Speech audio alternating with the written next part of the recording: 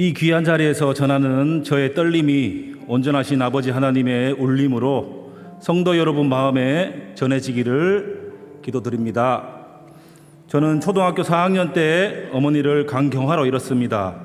이후 시골 큰 집에 맡겨졌고 중학교 3학년 때 건설 현장에서 추락사하신 아버지마저 잃고 고아가 되었습니다. 어쩌면 그때부터였나 봅니다.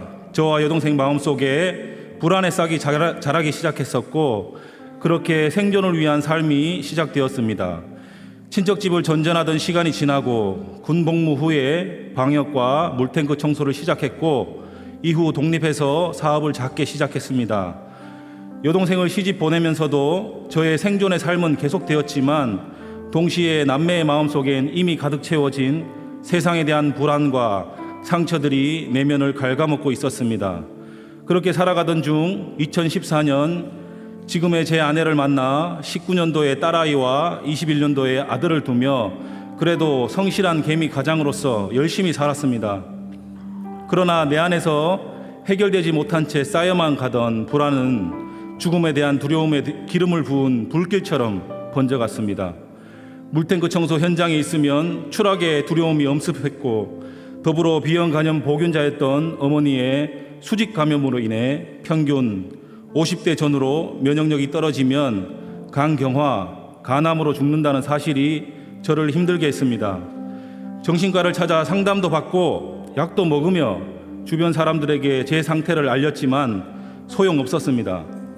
이때부터 저는 더욱 예민해져 갔으며 불안 속에 아내와 다투는 일도 점점 빈번해졌고 가정은 점점 파국을 향해 달려갔습니다.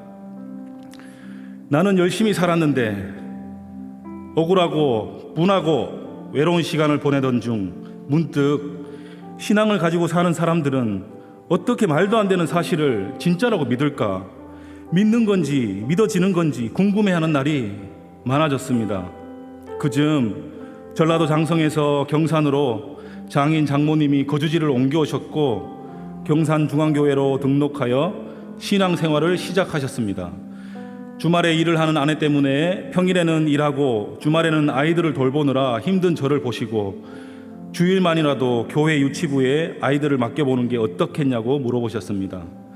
아이들 때문에 교회로 발걸음하게 된 저는 그 길로 25년 3월 30일에 우리 교회 경산중앙교회로 등록했습니다. 이후 확신반 수업을 들으며 닫혀있던 귀가 열리기 시작했습니다. 담임 목사님 설교 말씀과 찬송이 메마른 가지에 싹이 나고 생기가 돌듯 내 마음에 온기를 돌게 했습니다. 예수님 이름만 들어도 눈물이 고이던 어느 주일 처음 십자가를 방에 걸고 잠들기 전 어설프지만 진심을 담아 기도했습니다.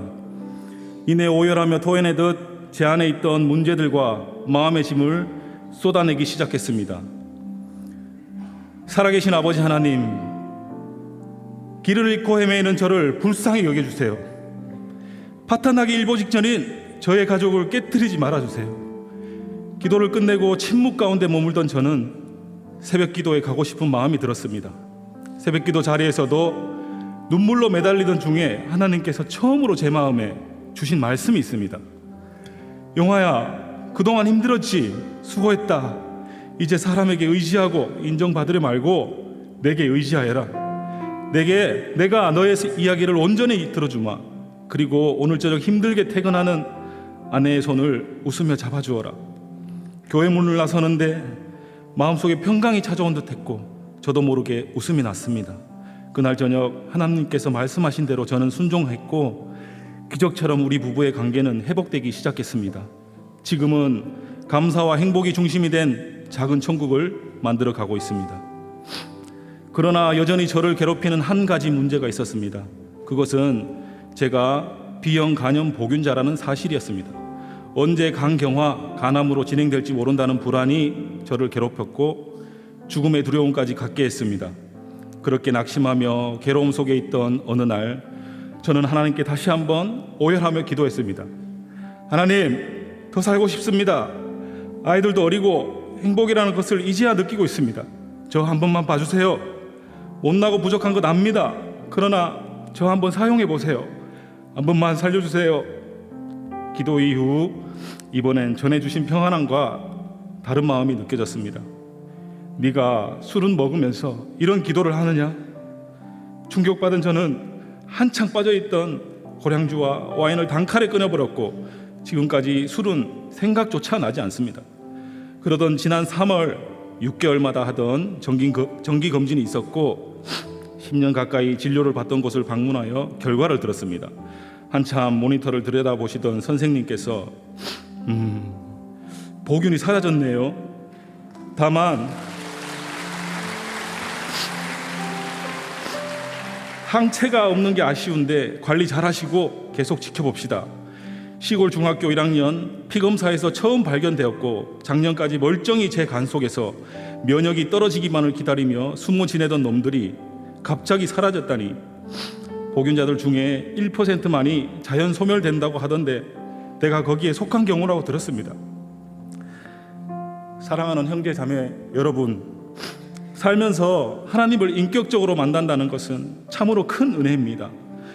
어린 날 부모를 잃고 깊은 터널 속에 갇혀 지내던 저희 남매 옆에서 조용히 동행해 주셨던 주님의 사랑을 저는 분명히 알았습니다. 이제는 그 크신 사랑에 감사하며 순종으로 살아가고자 합니다. 하나님은 살아계십니다. 하나님은 여러분을 사랑하십니다. 감사합니다. 귀한 간증